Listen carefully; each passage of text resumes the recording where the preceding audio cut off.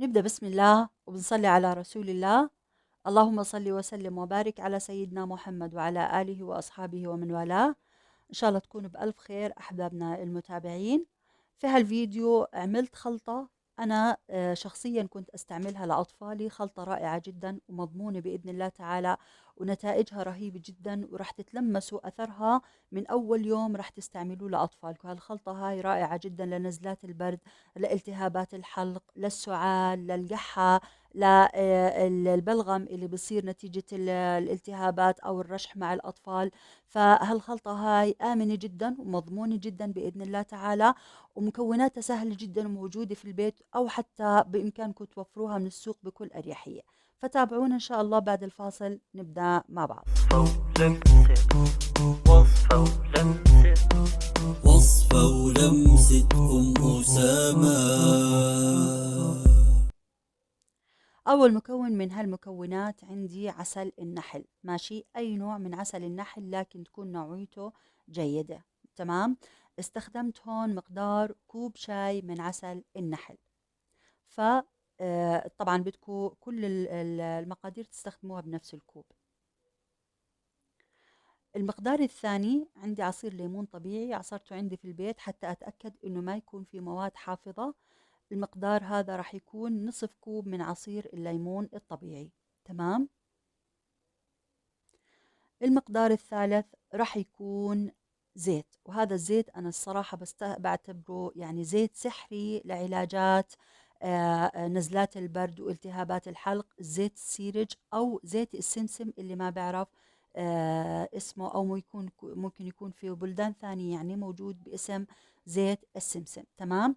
هذا زيت السمسم يعني رخيص جدا، موجود عند العطارين بكثرة أو حتى في السوبرات، فبدنا نستخدمه لهالوصفة. تمام. بنزل هون مقدار نصف كوب من زيت السيرج. تمام. هاي العلبة تقريبا نصف كوب من زيت السيرج.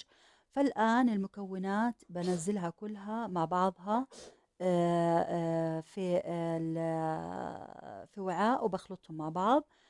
بس نرجع نعيد عليهم: كوب من العسل، نصف كوب من زيت السيرج، نصف كوب من عصير الليمون الطبيعي. تمام. نزلتهم الآن في وعاء، بس بدي أتأكد إنه نزلت كل مقدار العسل. الآن رح أخلطهم مع بعض وأرجهم حتى أتأكد إنهم يمتزجوا مع بعض. تمام.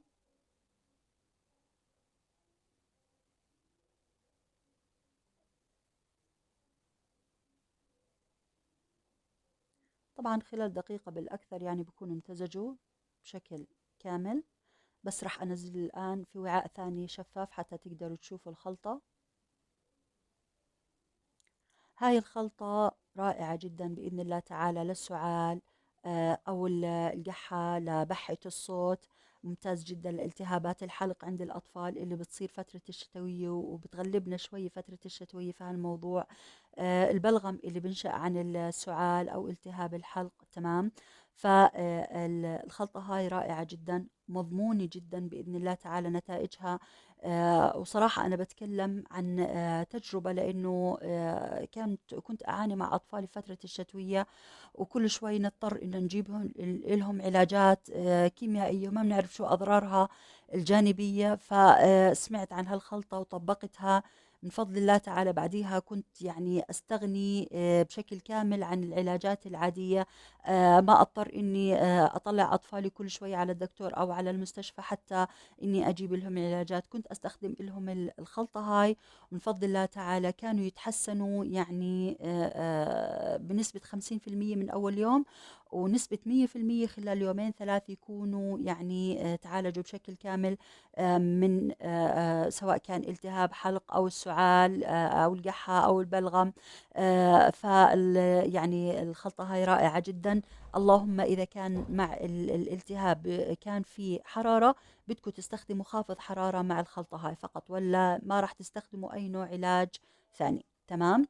بالنسبة للطريقة الآن للأطفال من عمر 6 أشهر لعمر سنتين، بدكم تستخدموا 3 ملاعق يوميا من هالخلطة. 3 ملاعق شاي، يعني ملاعق صغيرة يوميا لهالخلطة. بالنسبة للناس اللي بتخوفوا إنه كيف يعني عسل لأطفال من لعمر 6 أشهر، يعني من 6 أشهر لسنة ممكن يتخوفوا. لا، هي آمنة جدا ومضمونة جدا، وأنا بتكلم عن تجربتي في أطفالي، بإذن الله تعالى ما راح يكون في أي أضرار جانبية. بالنسبة للأطفال من عمر 2 لعمر 5 سنوات، هالخلطة هاي كمان نستخدم فيها 4 أو 5 ملاعق طعام يوميا. بإذن الله تعالى راح تشوفوا الفائدة، يعني وتتلمسوها في أيديكم بإذن الله تعالى. 4 أو 5 ملاعق يوميا، 4 أو 5 ملاعق طعام يوميا. تمام. بالنسبة لمدة الحفظ في الخلطة هاي، إذا استخدمتوها بهاي المقادير أنتوا راح تستخدموها خلال يومين 3 للأطفال. فإذا كنتوا فترة الشتوية خلوها على المجلى عادي، ما راح تضطروا تستعملوها في الثلاجة. أما إذا في الربيع مثلا أو في الصيف بدكم تستعملوها في الثلاجة حتى يعني ما تتعرض للتلف. تمام. بس هيك بنكون كملنا إن شاء الله. بتمنى إنكم استفدتوا في هالفيديو من هالوصفة، وإذا طبقتوا الوصفة على أطفالكم بإذن الله تعالى أنتم نفسكم رح تشوفوا أثرها وآثارها المضمونة والفعالة بإذن الله تعالى لعلاج أطفالكم من كافة مشاكل نزلات البرد اللي في الشتوية بالذات بتغلبنا مع أطفالنا. بنشوفكم إن شاء الله في المرات القادمة. يعطيكم ألف عافية.